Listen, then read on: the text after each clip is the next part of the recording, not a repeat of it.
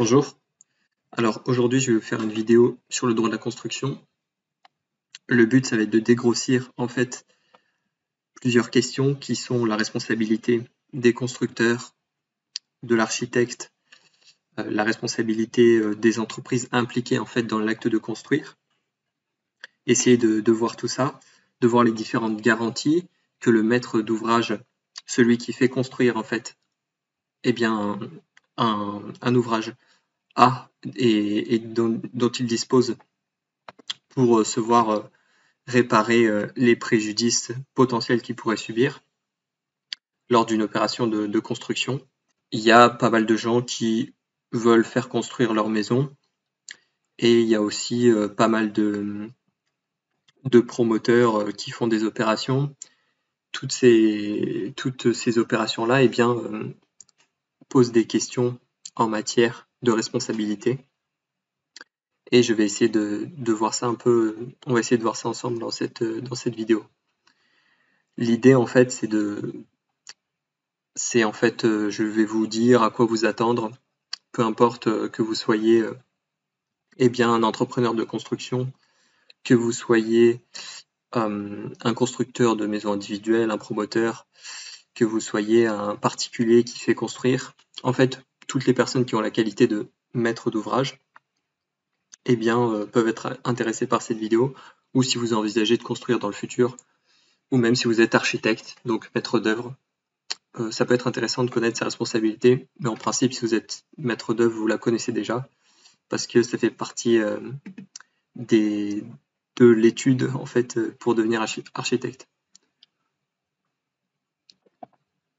Bon bref, allons-y parce que pas de temps à perdre. Donc, vite fait, c'est quoi le truc? Déjà, bon, si vous avez besoin d'un avocat, en France, je parle, là je vais faire une vidéo sur le droit de la construction français, mais je ferai, donc sur cette chaîne, je parle pas mal de la Bulgarie, je ferai une vidéo aussi sur le droit de la construction en Bulgarie.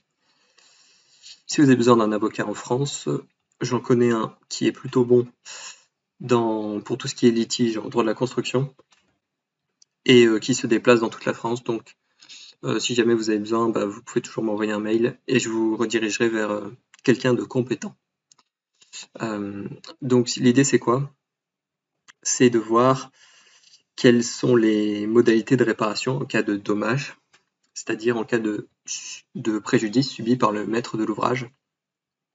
Quelles sont les actions en responsabilité que le maître de l'ouvrage va pouvoir diligenter. Ce qu'il faut savoir, c'est que la responsabilité concerne toutes les personnes qui sont bien concernées par la construction. Donc on va avoir le promoteur, les constructeurs, et dans certains cas le promoteur-constructeur. En tout cas, on va avoir les entreprises qui vont être impliquées dans tous les lots. On va voir ça en détail.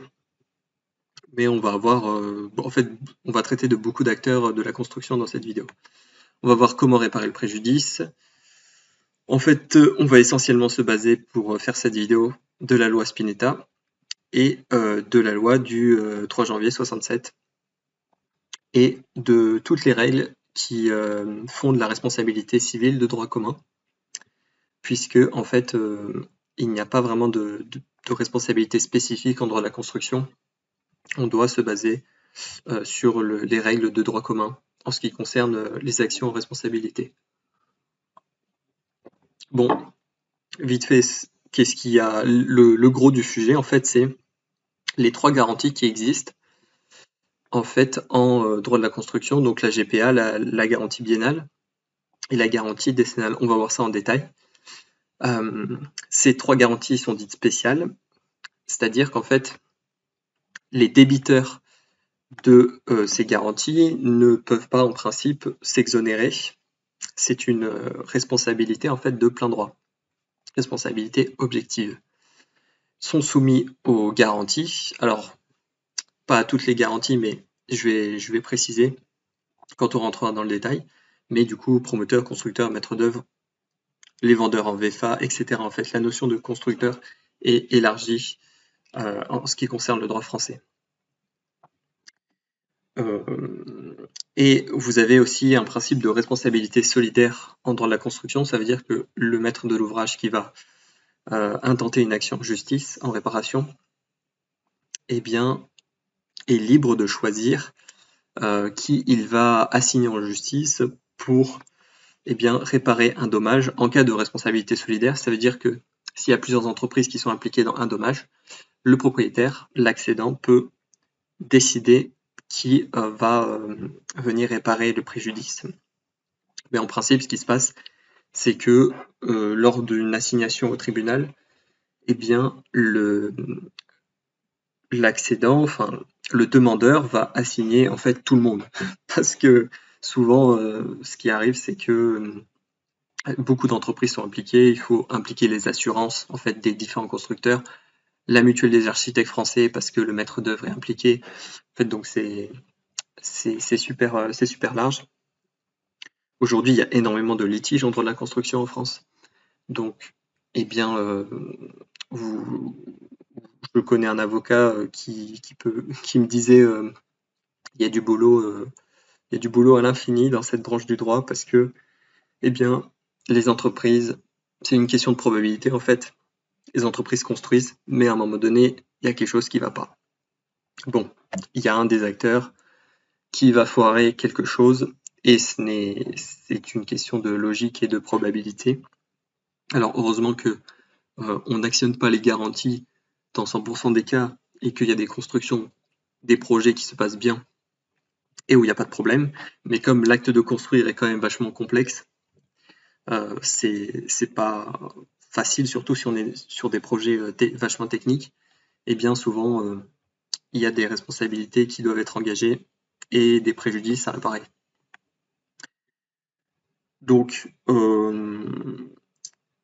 je vais faire un tout petit résumé de ce qu'on va voir après en détail. Mais en gros, de qui parle-t-on? Bon, j'ai déjà expliqué dans l'intro que j'ai fait avant. Le type de responsabilité, je l'ai dit.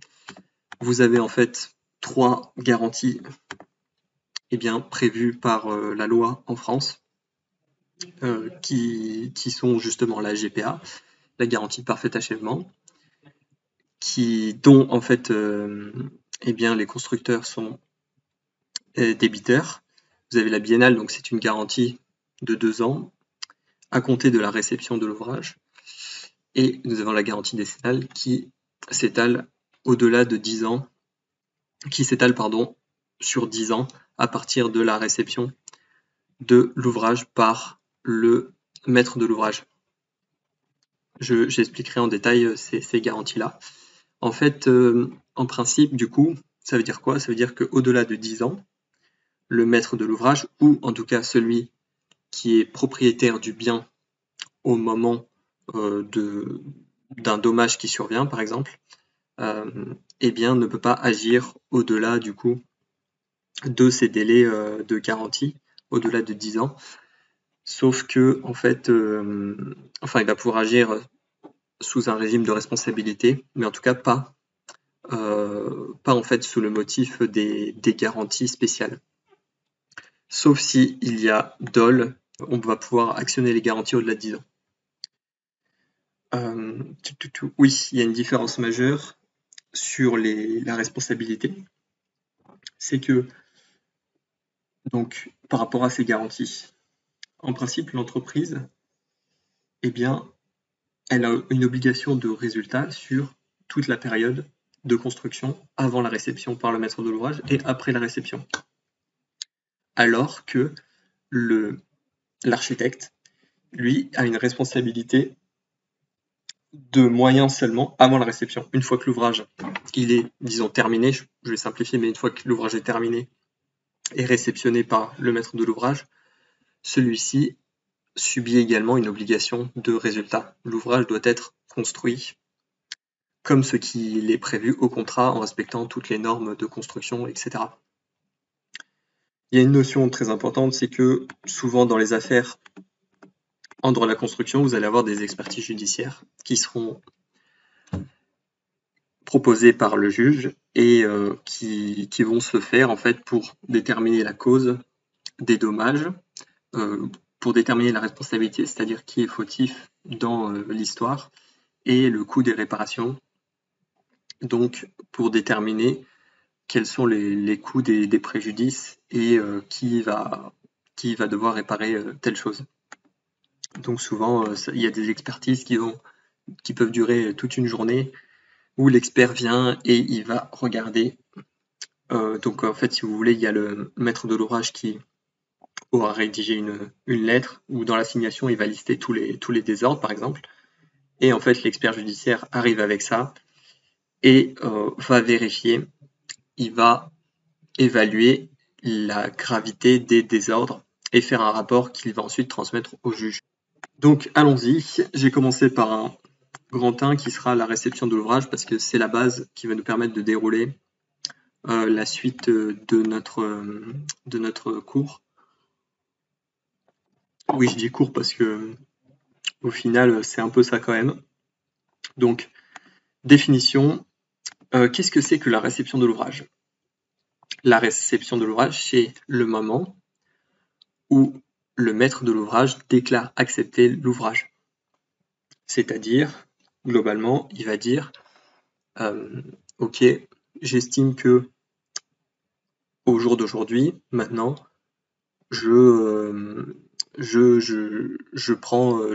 j'accepte l'ouvrage. Je sais pas comment le dire autrement, mais voilà, c'est ça. S'il y a plusieurs ouvrages immobiliers, donc s'il y a plusieurs biens immobiliers qui ont été construits, j'ai mis l'exemple des villas dans le lotissement, eh bien, il va falloir réaliser plusieurs réceptions par ouvrage. Donc, en principe, il y a une réception, puisque, par exemple, si vous faites construire votre maison, eh bien, c'est une réception. Mais si on est sur des programmes immobiliers un peu plus complexes, ou dans des opérations d'aménagement comme le lotissement, eh bien là, il pourrait y avoir plusieurs réceptions. La réception de l'ouvrage, c'est soit le maître de l'ouvrage dit bah, écoutez, j'accepte sans réserve l'ouvrage tel qu'il est maintenant, ça veut dire que je n'ai pas constaté de vices apparents. Pour moi, tout est OK, ça correspond à ce que à ce qu'on a établi dans le contrat. Donc, OK, j'accepte l'ouvrage. Maintenant, réserve, ça veut dire quoi? Ça veut dire j'accepte l'ouvrage, mais vous voyez, là, il y a tel point, il va falloir rebosser parce que vous m'avez foutu de la peinture rose alors que je voulais de la peinture bleue. Et vous avez oublié de mettre, il manque de 20 tuiles sur le toit. Donc tant que ça, ce ne sera pas réalisé, tant que ces travaux de reprise-là ne seront pas réalisés, eh bien, moi, je n'accepte pas l'ouvrage. Voilà, c'est ça l'idée.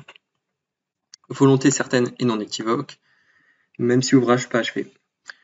Oui, il faut que lorsque le maître de l'ouvrage réceptionne en fait l'ouvrage, il faut qu'il ait une volonté certaine et non équivoque. Donc ça veut dire qu'il faut qu'on puisse démontrer que, eh bien, il a bel et bien voulu réceptionner. C'est-à-dire, on ne peut pas dire il faut des éléments qui montrent qu'il y a réception. Et il faut que le maître de l'ouvrage ait eu l'envie, la volonté de réceptionner, bien sûr. Sachant qu'il peut y avoir réception, même si l'ouvrage n'est pas achevé. C'est important de le dire. Alors, il y a 3 types de réception. Il y a une réception qu'on appelle express, c'est-à-dire que, globalement, il faut un document où il y a écrit l'ouvrage a été réceptionné à telle date, et vous avez tout le monde, tous les acteurs de la construction, ainsi que le maître de l'ouvrage, qui signent.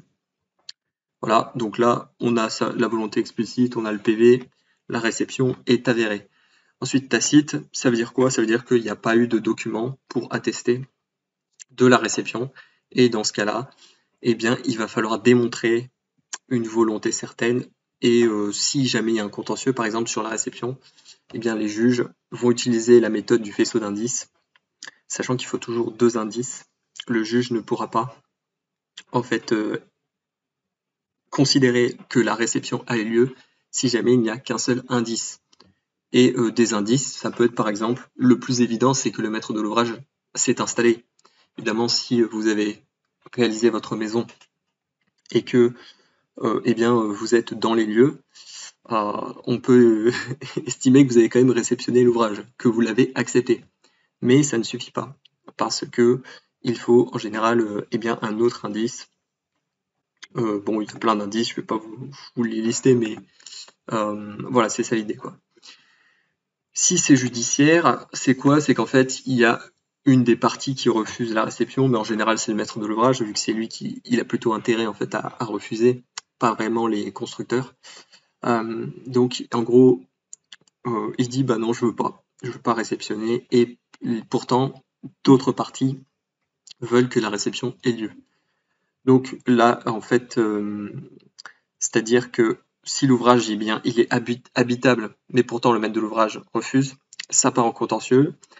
Là, on envoie un expert judiciaire sur les lieux, et on va établir ou pas on va établir la réception qui sera donc judiciaire. Et en fait, la date de la réception sera considérée comme étant la date où l'ouvrage est devenu habitable. Cette réception, elle peut avoir aussi des réserves ou sans réserve. Petit détail, mais si jamais on est sur un cas où c'est un constructeur de maison individuelle qui est chargé de l'opération, on va avoir en fait un délai de 8 jours où la personne qui a réceptionné l'ouvrage, donc le maître de l'ouvrage, va pouvoir réceptionner par exemple sans réserve, mais il va avoir un délai de 8 jours pour rajouter, pour revenir sur sa décision en disant que ah oui mais finalement j'avais pas vu, mais il y avait des vices apparents et il y a quelques désordres, donc je vais noter ça dans le dossier. C'est un peu comme, vous savez, quand vous faites l'état des lieux d'entrée dans un appartement, vous avez un délai où vous pouvez appeler l'agence ou le propriétaire en disant il y avait tel désordre, enfin en tout cas il y avait telle dégradation, telle chose dans l'appartement que nous n'avions pas vu. Voilà, c'est un peu ça l'idée. Le maître de l'ouvrage, il est le seul à réceptionner, sauf s'il y a un mandataire dans l'histoire, donc si le maître de l'ouvrage délègue à quelqu'un cette responsabilité-là, mais en principe, il est le seul à pouvoir accepter l'ouvrage. Comme je vous disais tout à l'heure, la réception, il y a tout le monde. Si quelqu'un n'est pas là, en principe, on essaye de le... Bon, en fait, on prévient tout le monde. S'il y a quelqu'un qui n'est pas là, ça ne bloque pas la réception. Ce n'est pas grave. Les effets de la réception, c'est quoi? C'est que ça termine le contrat d'entreprise. C'est-à-dire que le maître de l'ouvrage est en contrat avec les entreprises qui ont fait construire. Donc vous en avez plein, et on appelle ça des lots en fait. Vous avez celui qui a fait la maçonnerie, la plâtrerie peinture, la plomberie, le gros œuvre, etc. Bon. Et si vous voulez, là, ça met un terme au contrat. Alors, ça ne veut pas du tout dire que ça bloque des actions en justice, hein. Mais en tout cas, ça met un terme au contrat. Et il y a un effet de purge. Donc là, c'est une conséquence qui est très importante à dire, c'est que on ne pourra pas revenir si on se rend compte qu'il y a eu des vices apparents qui n'ont pas été notés lors de la réception. On ne peut engager une action qu'en cas de vice caché, bien sûr, parce que sinon ça voudrait dire que la réception n'a aucun intérêt. Il faut que on puisse dire ok, bah là, moi le maître de l'ouvrage va dire bah ça a l'air d'être carré, et avec d'autres acteurs, bien sûr, tout le monde qui sera là.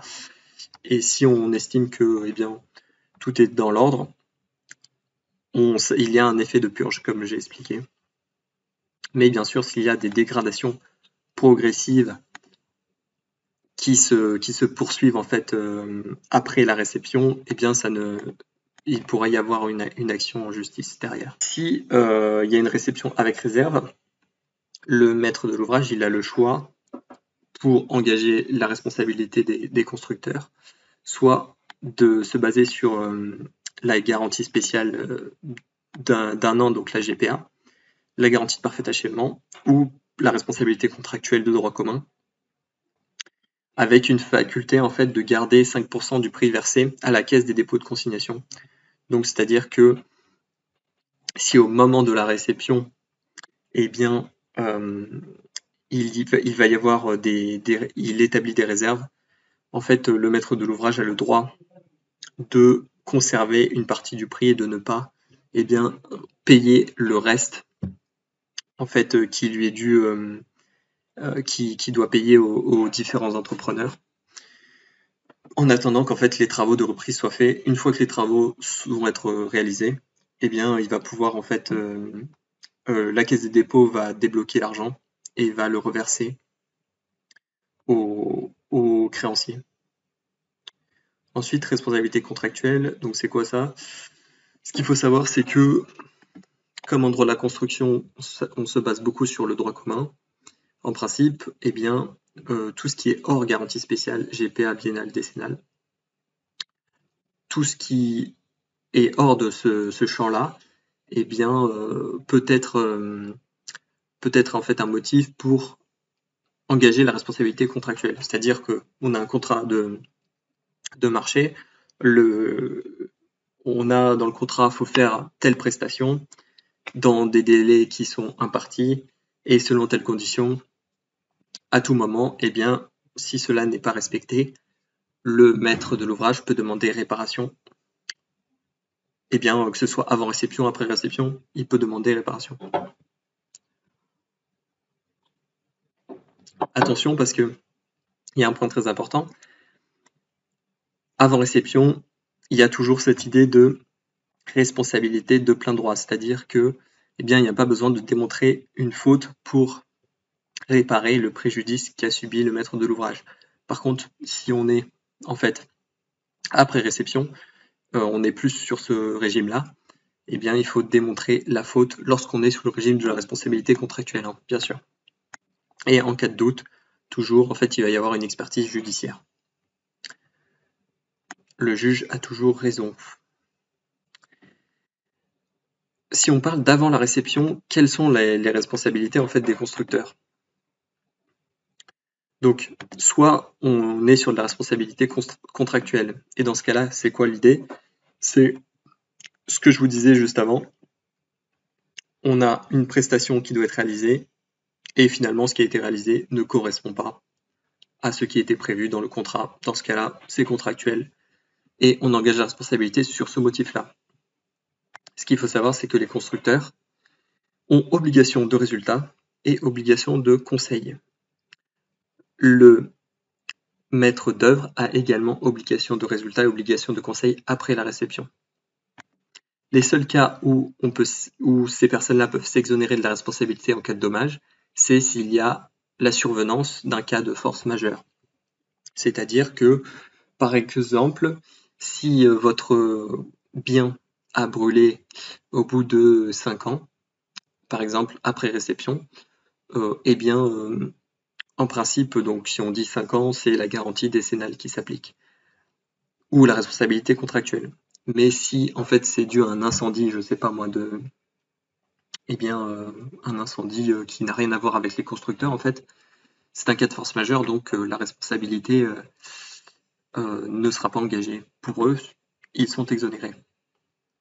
La dureté du droit, j'ai mis. Oui, alors là c'est un truc, c'est que des préjudices esthétiques peuvent permettre en fait peuvent engager la responsabilité pour des préjudices esthétiques. La responsabilité des constructeurs peut être engagée. Donc par exemple, c'était l'exemple, j'avais dit un mur bleu au lieu d'un mur rouge, je sais plus ce que j'avais dit, mais enfin en tout cas pour des choses toutes simples en fait, la responsabilité peut être engagée. Responsabilité de la perte de la chose, oui c'est ça. Donc avant réception, s'il y a ruine, si en fait la chose est perdue, la chose, c'est l'immeuble, c'est ce qui a été construit. Si cette chose est perdue, l'entrepreneur est à 100% responsable de ce qu'il a réalisé lui, hein, bien sûr. Et là, attention, car la force majeure ne permet pas de l'exonérer. Pourquoi? Parce qu'en fait, comme c'est avant réception, en principe, l'ouvrage n'est pas terminé, et donc, il va falloir que, en fait, il termine et il délivre la prestation.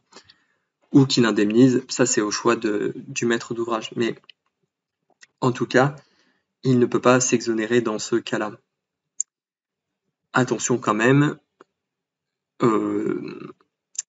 s'il n'a pas fourni les matériaux, il n'est tenu que de sa faute. C'est-à-dire que si par exemple vous avez qu'est-ce qu'on peut dire, bon, vous avez celui qui a fait la toiture, eh bien il a un sous-traitant qui lui a fourni les matériaux. En tout cas, il a commandé des matériaux qui ne sont pas à lui, qui n'étaient pas à lui à la base. Eh bien, il ne sera tenu que de sa faute. Ça veut dire que s'il y a si le dommage est dû à un défaut de conformité, par exemple, enfin un défaut du matériel, eh bien, lui ne sera pas, et qu'il n'a commis aucune faute, ce ne sera pas lui qui sera responsable. Il faut démontrer un lien de causalité. Eh bien, oui, parce que il faut démontrer, ça c'est question de responsabilité de droit commun, il faut démontrer qu'il y a un lien entre la faute, le préjudice et tout simplement en fait. Et il ne sera pas responsable si on ne peut pas déterminer la cause. Bon, donc ça veut dire que si la chose est perdue et qu'on ne sait pas pourquoi, eh bien sa responsabilité elle ne sera pas engagée. Ensuite, après réception. Donc là on va voir les différentes garanties qui s'appliquent après la réception de l'ouvrage. Donc là c'est quoi l'histoire? C'est que le maître de l'ouvrage fait construire, donne ordre de construire. Le maître d'œuvre, les entreprises, sont chargées de la construction. Une fois que la construction est faite, ou en tout cas qu'elle est, disons, terminée, le maître de l'ouvrage accepte l'ouvrage, il réceptionne. Même si je vous ai dit que la finalité, enfin l'ouvrage terminé n'était pas une condition nécessaire pour que la réception soit établie. Mais en tout cas, en général, l'ouvrage est quand même terminé quand il y a réception. Donc on va voir les différentes garanties qui s'appliquent. C'est-à-dire que s'il y a un souci, le maître de l'ouvrage peut agir envers les personnes responsables des désordres, des malfaçons qui seront occasionnés eh bien, à la suite du fait de la construction. Donc la GPA, c'est simple, c'est dans un délai de 1 an à compter de la réception, qui a une vocation universelle, donc c'est-à-dire pour tout type de désordre, de dommages. Et le but, c'est quoi? C'est forcer l'entrepreneur à construire et corriger les désordres. Mais attention, n'est pas concerné l'architecte, par exemple. Cette GPA ne concerne que ceux qui ont construit physiquement l'ouvrage, donc en fait tous les entrepreneurs de construction. On dit que c'est une garantie propterem, ça veut dire que l'accessoire sur le principal, le créancier dispose d'un droit de suite, j'ai mis, donc ça veut dire que si en fait le maître de l'ouvrage vend le bien à quelqu'un d'autre, alors que il l'a fait construire et puis dans un délai de 1 an il a vendu le bien, le nouveau propriétaire du bien acquiert de ce fait le bénéfice de la GPA et la possibilité d'agir en justice contre les entrepreneurs de construction par l'application de la GPA en fait. Donc qu'est-ce que j'avais mis d'autre? La procédure, donc oui c'est simple, c'est le maître d'ouvrage, ou en tout cas celui qui est bénéficiaire eh bien, de la garantie. Il fait une notification écrite des désordres. S'il réceptionne, eh bien avec réserve bien sûr.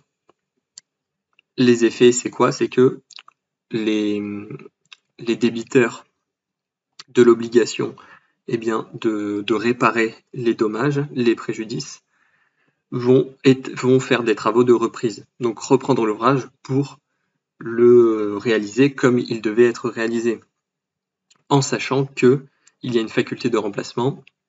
Ça veut dire qu'en gros, le maître de l'ouvrage, il met en demeure le constructeur, en tout cas la personne qui est responsable de ce qui doit être réparé. Donc je sais pas s'il a, peu importe, hein, mais s'il y a quelque chose, un problème dans les murs, eh bien il va mettre en demeure la personne qui a réalisé ça. et il va dire vous devez eh bien réparer le mur en mettant en demeure, et si la lettre demeure morte, c'est-à-dire si le mec ne vient pas réparer, eh bien il y a une faculté de remplacement, donc il peut contacter une autre entreprise qui fait la même chose. Cette entreprise vient, elle répare le mur, et ensuite la personne qui a été mise en demeure va devoir eh bien non pas réparer le mur puisqu'il était réparé, mais donner une certaine somme qui correspond aux travaux de reprise à la personne qui a réalisé l'ouvrage à la place. Également, il y a un dernier effet, c'est que les travaux de reprise peuvent être, en fait, comment dire, le juge peut organiser une astreinte et peut forcer le constructeur, le débiteur de l'opération de construire, eh bien, à en fait construire sous un certain délai, reprendre les travaux dans un certain délai, et s'il ne le fait pas, à chaque fois qu'il y aura un jour de retard, eh bien, il va payer eh bien, j'ai plus le mot de droit, mais il va payer une certaine somme, une pénalité chaque jour. Ça, c'était pour la GPA. Ensuite, la biennale, donc c'est une garantie de bon fonctionnement qui s'applique là uniquement aux équipements posés pendant la construction. C'est-à-dire, bon là j'ai mis un truc évident, mais si jamais vous êtes le propriétaire et que vous avez fait construire, vous avez réceptionné l'ouvrage, et puis je sais pas moi, 1 an après la réception, vous décidez de changer de climatisation, eh bien si vous n'installez pas bien la nouvelle clim, vous ne pourrez pas engager une action en responsabilité sous le motif en fait de la garantie biennale auprès du responsable, enfin auprès du constructeur qui a construit l'ouvrage eh bien à l'époque, puisqu'il n'a aucun rapport avec ce nouveau système. Ici par contre, tous les constructeurs sont débiteurs de la biennale. Donc c'est important de le dire. Tout le monde est dedans. Condition, il faut que ce soit un élément, bien sûr, parce que là j'ai dit aux équipements posés. Ça veut dire que ça ne peut pas être un élément d'équipement qui est attaché à la chose, attaché à l'ouvrage. Donc si la chose est incorporée au bien immeuble, et bien dans ce cas-là, il faudra engager la responsabilité décennale ou la responsabilité contractuelle de droit commun. Mais on ne pourra pas engager la responsabilité biennale, même si on est toujours dans le délai de 2 ans. Donc un élément dissociable, c'est-à-dire détachable, déplaçable. Donc j'ai mis par exemple la clim, les volets, la chaudière, tout ça qu'on peut enlever. Ensuite, si l'équipement remet en cause la destination de l'ouvrage, oui, donc là il y a le choix. Si jamais on a donc ce qu'on appelle en fait l'impropreté à la destination, je vais expliquer ce que c'est après. Mais si on a ça ici, eh bien là dans ce cas-là, on ne sera pas obligé de se baser sur la biennale, mais on pourra aussi se baser sur la garantie décennale qui est plutôt costaud. En l'occurrence, qu'est-ce que c'est que la décennale? C'est en fait, ça va venir réparer les dommages pour tous les ouvrages immobiliers. Et ce qu'on appelle un ouvrage immobilier, c'est quoi? C'est un ensemble constitué d'un clos et d'un couvert, composé d'une structure, c'est-à-dire le bien, l'immeuble en lui-même, mais également ça peut être, comme j'ai mis, piscine, escalier, serre. En fait, tout ce qui est vraiment, tout ce qui est un clos, un couvert, tout peut être, et tout ce qui est incorporé en fait à l'immeuble de base. La décennale, c'est pour les gros travaux seulement. Hein. Donc là, j'ai mis par exemple un petit ravalement de façade est exclu de la garantie. Là, on peut engager la responsabilité peut-être contractuelle dans ce cas-là, à vérifier. Mais en tout cas, la décennale, c'est vraiment pour des travaux conséquents. La gravité, donc là, en fait, ça va être sur les critères qui permettent d'engager la responsabilité.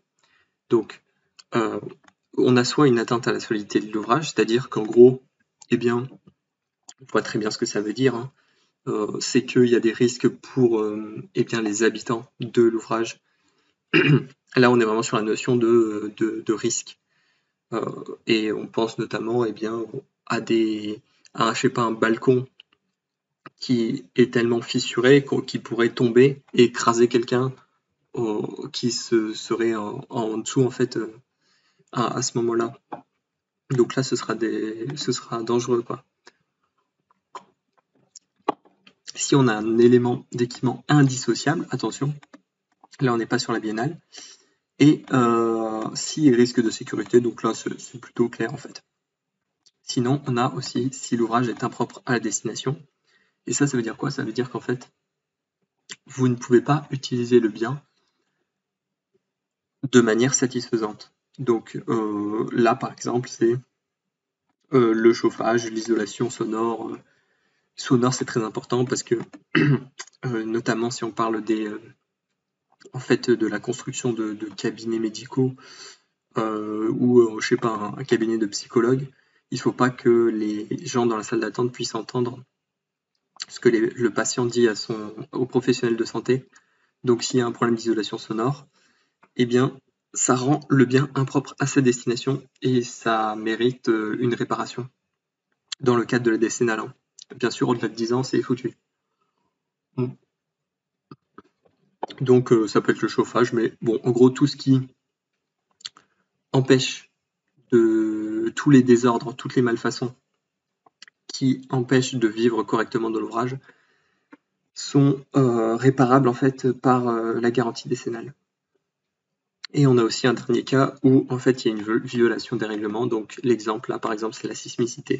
C'est-à-dire que le constructeur n'a pas respecté les règlements concernant la résistance au séisme. Et eh bien si vous vivez dans certains lieux, ça peut être dangereux. Donc là, pareil, garantie décennale.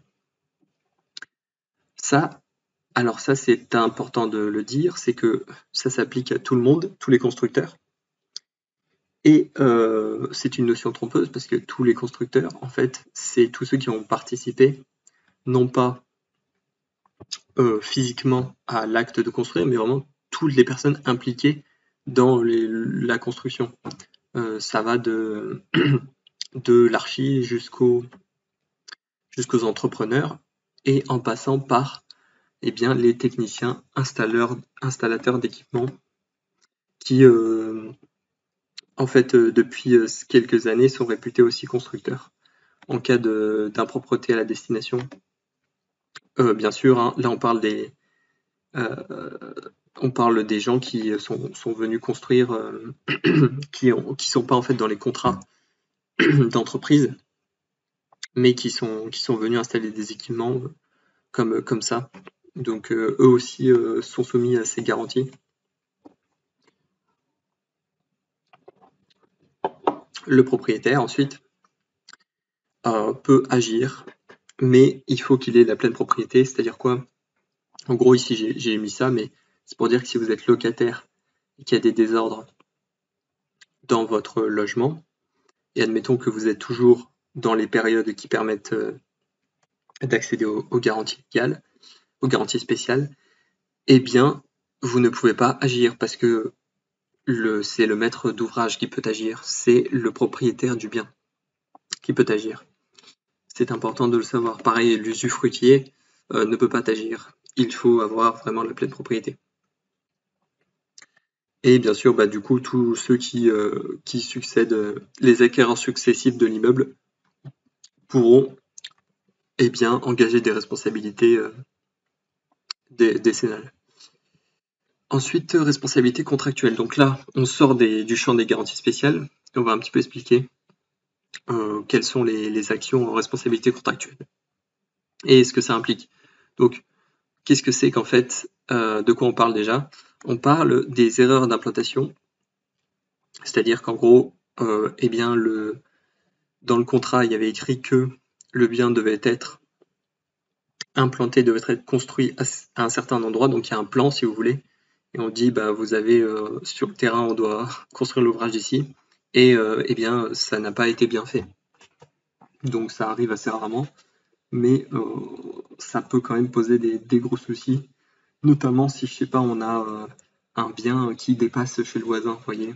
C'est-à-dire que le constructeur a construit, mais la parcelle voisine, eh bien, souvent il y a des problèmes dans les. On discerne mal en fait le comment en fait le géomètre expert n'est pas venu et du coup on sait pas bien où est chez le voisin, à partir de quand en fait il y a la frontière entre chez moi et chez le voisin. Et donc il peut y avoir des erreurs comme ça où on implante l'ouvrage au mauvais endroit. Non-respect d'un règlement. Donc là, je parle pas de ce que j'ai dit tout à l'heure à propos de la garantie décennale, mais ça peut être par exemple, j'avais mis HQE BBC, donc bâtiment basse consommation, haute qualité environnementale. Disons que si dans le contrat, on a voulu faire des bâtiments qui étaient très performants en termes d'énergie, ou on a voulu faire des bâtiments qui correspondaient à telle ou telle norme.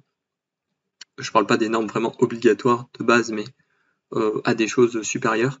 Eh bien, si cela n'est pas accompli, eh bien évidemment cela peut mener à une réparation du préjudice, puisque tout ce qui n'est pas réalisé contractuellement et qui était prévu, eh bien peut-être tout ce qui n'est pas réalisé, physiquement et qui était prévu contractuellement peut eh bien mener la personne qui est lésée à devoir demander la réparation du préjudice. Aussi, dans la responsabilité contractuelle, on peut engager, donc assigner en justice pour ce motif, aussi tout ce qui résulte d'une mauvaise exécution du marché de travaux.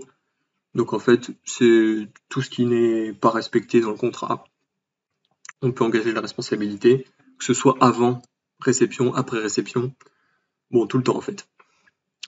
Non-respect des délais de construction. Oui, j'ai mis ça par exemple. C'est-à-dire que tout retard dans la livraison de l'ouvrage, eh bien, peut occasionner, et même doit occasionner une indemnisation. Donc là, souvent, le constructeur ne voudra pas indemniser par lui-même, donc il va falloir l'assigner pour qu'il indemnise de manière forcée. Ensuite, responsabilité des fabricants. Ça, c'est quoi? C'est qu'en fait, vous avez donc ceux qui ont fait les matériaux, qui ont servi à l'ouvrage. Là, vous avez un principe de responsabilité de droit commun qui est la garantie vice cachée, c'est-à-dire que le fabricant, il a fourni des matériaux au maître d'ouvrage ou à celui qui construit en tout cas. Cela peut être différent. Si c'est le promoteur constructeur, bon, il est à la fois maître d'ouvrage, mais à la fois entrepreneur de construction. Enfin, il est à la fois constructeur. Mais par exemple, du coup, si les matériaux sont défectueux et qu'ils ont un vice caché, donc ce qui n'était pas visible, eh bien, on peut actionner la garantie en vice caché et le fabricant va devoir livrer la chose, mais cette fois-ci, il va devoir livrer le bien et qu'il soit, eh bien, qu'il fonctionne. Enfin, peu importe ce qu'on a commandé comme produit, mais en tout cas, il va devoir réparer le préjudice. Manquement à l'obligation de conseil, ça c'est quoi? C'est que vous savez, quand vous achetez, je sais pas, une table Ikea, ou une table, plutôt un meuble, eh bien, vous avez des notices pour vous expliquer comment faire. Quand vous achetez en fait tout un matériel, il faut des notices pour vous dire vous devez faire tel truc, attention, conseil, faites plutôt ça, sinon vous risquez de casser le truc, le produit. Et ça, c'est l'obligation de conseil. Donc si jamais le fabricant eh bien, ne prévient pas sur une certaine dangerosité du produit, ne conseille pas quant à l'installation, des choses comme ça, eh bien, il aura manqué à sa responsabilité de conseil, à son obligation de conseil, et donc sa responsabilité pourra être engagée. Dernier point, c'est si en fait il y a une inconformité au niveau du produit. C'est-à-dire que bon, on a commandé une dalle et on reçoit un tube PVC. Voilà. Le maître de l'ouvrage, il peut agir en fait contre le constructeur dans le cadre de la responsabilité délictuelle. Ou le constructeur, eh bien, lui-même peut agir en responsabilité contre le fabricant.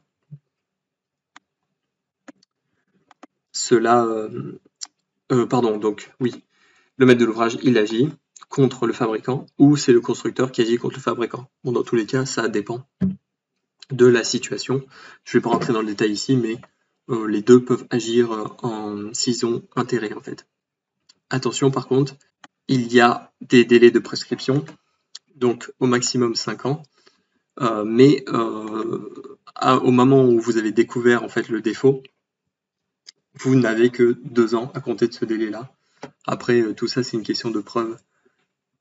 Donc, dans les faits, c'est un peu plus compliqué que ça, mais bon, retenez que la prescription, c'est 5 ans. Ensuite, on va voir la responsabilité extra-contractuelle du constructeur et des sous-traitants. Ça, c'est quoi? C'est qu'en fait, tous les tiers au contrat, ils peuvent agir s'ils ont un intérêt, donc en général, c'est les voisins. C'est-à-dire, on a le maître d'ouvrage qui est en contrat avec des entrepreneurs de construction, avec un architecte, pour réaliser le projet. Vous avez des gens qui n'ont rien à voir avec ces contrats-là, donc les voisins. Et eux, par contre, ils peuvent subir aussi des préjudices du fait de la construction. En l'occurrence, eh bien, ces tiers-là, ils peuvent agir contre le maître de l'ouvrage ou contre le constructeur. Sous quel fondement? Sous le fondement de l'abus de droit de propriété, ce qu'on appelle les TAV, les troubles anormaux du voisinage. Est-ce qu'on peut caractériser les TAV facilement? Eh bien, en fait, il faut savoir que le juge, en cas de litige à ce propos-là, eh bien, est souverain pour apprécier la nature du trouble normal du voisinage. C'est-à-dire qu'en fait, c'est toute une question d'intensité. Si l'acte de construire, eh bien, gêne beaucoup les voisins, en fait, pour telle ou telle raison. Moi, j'ai mis par exemple poussière, bruit. Si c'est méga bruyant quand ça construit, s'il y a des coups de marteau-piqueur H24, ou s'il y a beaucoup de poussière, par exemple, je sais pas, il y a des engins qui vont remuer le sol et que vous avez de la poussière qui va chez le voisin, mais beaucoup trop. C'est un nuage, quoi, le truc. Bah là, il y aura le tiers en fait pourra, donc le voisin qui subira ça pourra engager la responsabilité soit du maître d'ouvrage, soit le constructeur. Mais en général, du coup, là, ce sera plutôt le constructeur qui sera considéré comme un voisin occasionnel. C'est comme ça qu'on dit. L'infiltration mur mitoyen, donc je sais pas, vous avez un mur qui est à la limite de propriété entre la propriété du maître d'ouvrage et le voisin, et vous avez de l'eau qui vient s'infiltrer à travers le mur, et donc qui va venir complètement gêner le voisin. C'est un autre exemple. Le maître de l'ouvrage, il va diligenter une action, soit contre les sous-traitants du constructeur, mais dans ce cas-là, il va falloir démontrer le préjudice, la faute et le lien de causalité entre les deux. Il peut avoir en fait sous quel fondement? Eh bien, sous fondement, en fait, le truc classique dont on a déjà parlé, soit le manquement au devoir de conseil, soit une mauvaise exécution, soit une non-conformité, c'est-à-dire que si le constructeur avec lequel a contracté, le maître d'ouvrage a contracté, si celui-ci n'a pas tout construit, c'est-à-dire que lui-même a contractuellement engagé quelqu'un d'autre pour réaliser l'ouvrage dont il avait la charge originellement, un sous-traitant, ce sous-traitant-là, s'il exécute mal, ce qu'il doit faire, la construction, du coup, il y aura une mauvaise exécution, non-conformité, et il pourra en fait être assigné également par le maître de l'ouvrage. Ensuite, on va parler pour finir de l'indemnisation et on parlera d'un cas d'exonération particulier. Si on est en GPA, donc garantie de parfait achèvement, 1 an à compter de la réception, il y a réparation des désordres si jamais il y a une responsabilité solidaire. Donc là, c'est quoi? C'est vous avez plusieurs personnes impliquées dans le désordre, dans la malfaçon. Eh bien, ce qui se passe, c'est que, je l'avais dit en intro, il me semble, le maître de l'ouvrage va avoir le choix du débiteur. C'est-à-dire qu'en gros, il assigne, ou plutôt, pardon, donc il assigne tout le monde, il assigne tous les responsables, et il va dire, bon, bah telle personne, après ça se discute, hein, mais vous avez une personne qui va être désignée finalement pour payer et pour réparer, mais en fait, cette personne-là, qui va venir réparer le préjudice, qui est fautif, eh bien, va venir ensuite se retourner contre les autres, mais il va pas pouvoir déléguer, en fait, va pas pouvoir assigner une seule autre personne pour se retourner contre elle et lui remettre la charge dessus, parce que sinon c'est infini et chaque constructeur se refile la patate chaude, donc ça marche pas comme ça. Il faut que le constructeur qui a réparé, eh bien, se retourne pour chaque part de responsabilité en fait à chacun des constructeurs en fait. Le juge est souverain pour estimer la responsabilité et les montants d'indemnisation. Pas besoin d'expliquer ça. Cas d'exonération. Alors ça, il y a un truc, c'est très important, mais c'est du coup, quels sont les cas où le maître de l'ouvrage ne va pas pouvoir être indemnisé, enfin, il sera indemnisé par une assurance particulière en ce cas-là, mais en tout cas, les entrepreneurs de construction, les constructeurs, au sens large du terme, eh bien, eux pourront s'exonérer. Si c'est avant réception, c'est qu'il y a une cause étrangère et qu'il n'y a pas de faute commise. Je vous avais dit qu'il n'y avait pas besoin de démontrer la faute. Mais en tout cas, s'il y a une cause exogène qui vient provoquer, eh bien, avant réception, pendant la phase de construction finalement, le désordre, eh bien, finalement, personne n'est responsable. Donc pourquoi engager la responsabilité d'une personne en particulier alors que celle-ci n'a rien fait? Aussi, il y a un autre cas, c'est l'émission fautive, c'est-à-dire qu'en fait le maître d'ouvrage, eh bien, là j'ai mis quelques exemples, mais il vient s'immiscer dans les travaux alors que il n'a pas à le faire. En principe, il a un maître d'œuvre qui gère la planification, qui gère les travaux, qui gère la construction. Il a des personnes qui ont le management sur leurs équipes pour construire pour chaque lot. Il y a des gens qui gèrent le chantier. Le maître d'ouvrage n'a pas besoin de venir comme ça et imposer son autorité comme ça ou modifier le projet en prenant un risque alors qu'il a été averti, vous voyez, des choses comme ça. Ou en fait faire venir des gens qui travaillent au noir pour faire avancer l'ouvrage plus vite, enfin, que des trucs un peu étranges, ou lui-même se mettre à construire. Si lui il commence à construire lui-même, c'est un peu compliqué. Intervention intempestive. Il faut qu'il soit compétent notoirement. Oui, voilà, il y a un dernier critère, c'est que pour que en fait les constructeurs soient exonérés en cas d'émission fautive, pour que l'émission fautive soit caractérisée, le maître d'ouvrage soit notoirement compétent. Il faut qu'il soit notoirement compétent, c'est-à-dire que manifestement, tout le monde sait qu'il avait quand même des compétences techniques. C'est-à-dire que si tout le monde sait que le maître d'ouvrage, il est, je sais pas moi, il est pompier, bon, il est pompier, il est instituteur, qu'est-ce qu'il y connaît en construction?